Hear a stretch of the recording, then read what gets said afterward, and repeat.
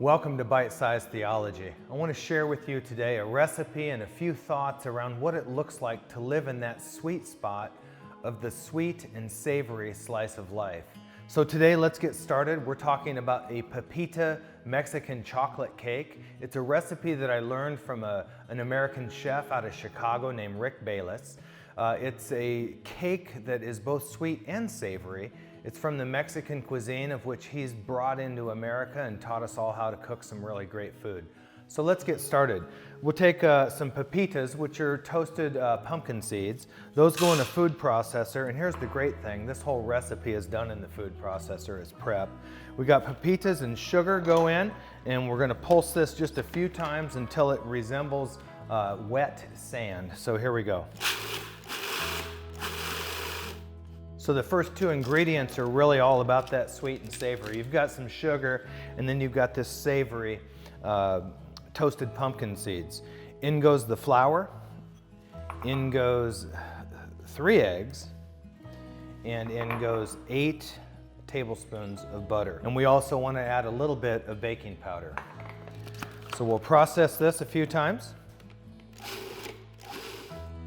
And one last ingredient.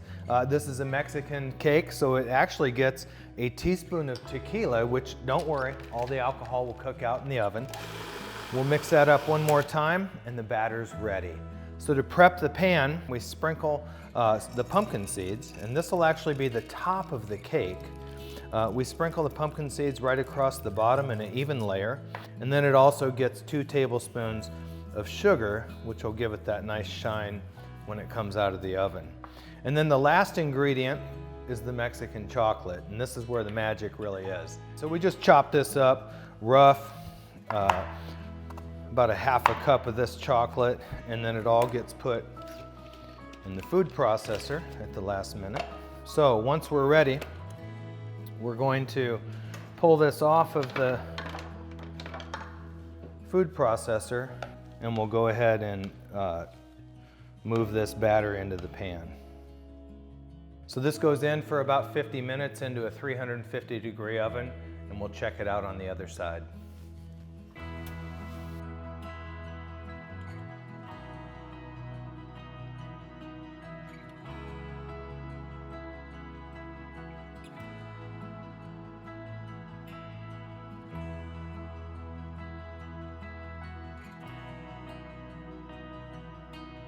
Well, the cake's out of the oven. It promises to both be sweet and savory. While the cake was cooking, I was thinking about that sweet and savory piece of life, not just a cake, but how it is we live and how it is that God brings those elements to our life. Henry Nouwen, in a book called The Life of the Beloved, talks about Jesus' baptism, and when he comes up out of the water, the skies opened, and there was celebration and there was joy, and it was sweet.